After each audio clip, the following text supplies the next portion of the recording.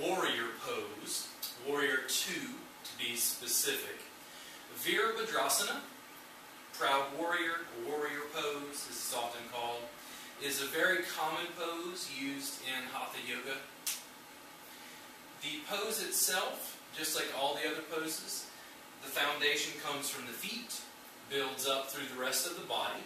When we talked about the alignment of the feet in mountain pose previously, parallel lines, second toe to heel, hips width distance between the feet, you build off of this alignment.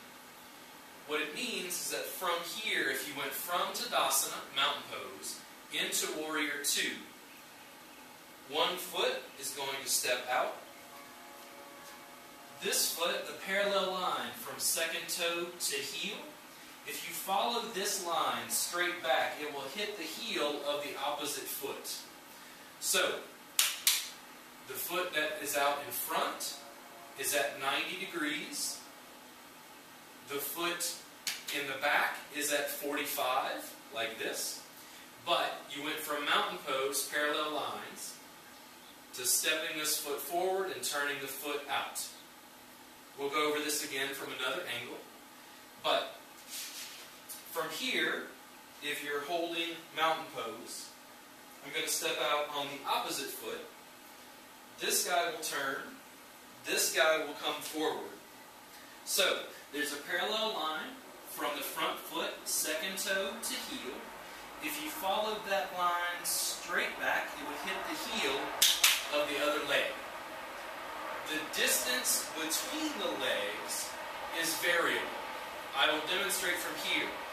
If I bend my knee towards 90 degrees, you'll see that I don't quite get there, that the femur is actually extended down.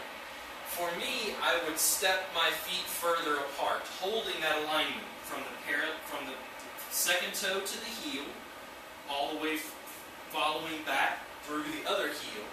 In my case, that means I'm going to step this foot forward until I bend the knee.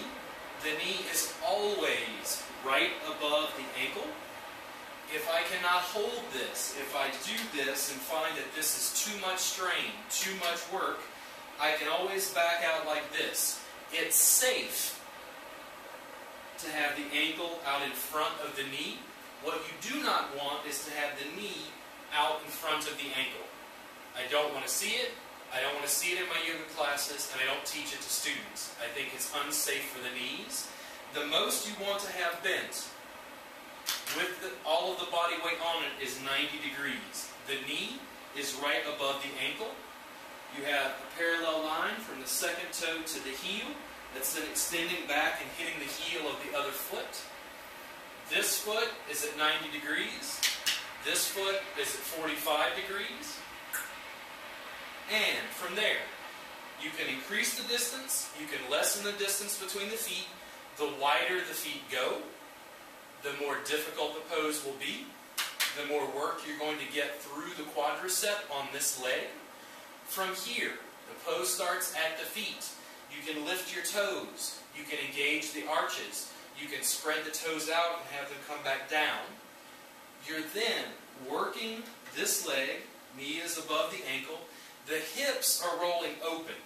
That means instead of collapsing forward like this, what I'm doing is I'm pushing this knee back and open. The knee is going forward, while at the same time, this hip is going back and spiraling out to the outside towards the pinky toe of my right foot. It means that the femurs are doing this. They're pushing forward. You can squeeze your bottom and tuck your tailbone. You can pull your belly in. This knee again is above the ankle. Then my eye gaze is out and forward over the middle finger of the left hand. I want you to turn the palms up. This helps you open the shoulders and pull the shoulder blades back and down. This is proud warrior. I've never seen anyone slouch into battle. Doesn't happen. You roll the palms open. You're looking out over the middle finger. You can play with the spine. The hips are rolling open. You're lengthening the spine. The shoulder blades are backing down. The arms are stretching laterally apart, away from the body. Turn just the palms over and maintain that lateral stretch through the arms. Breathe through the nose. And guess what, our old friend? Retract the neck gently. The spine is long. You're breathing. You're squeezing into root lock. You're opening through the hips, through the legs. And when you're ready to reverse, you can lift the leg. If you want to go directly into the pose on the opposite side, you can see that I can just turn the feet.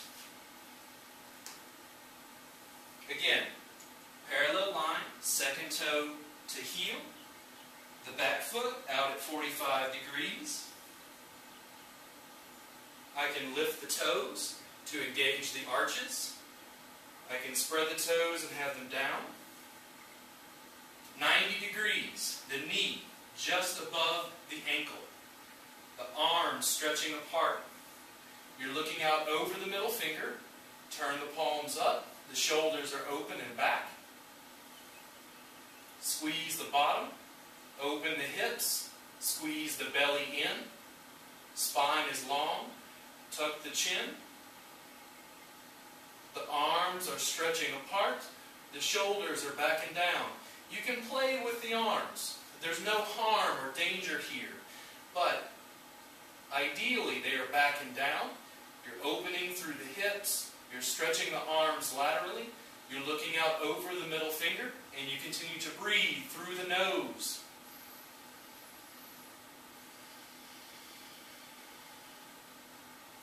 You are dancing within the pose.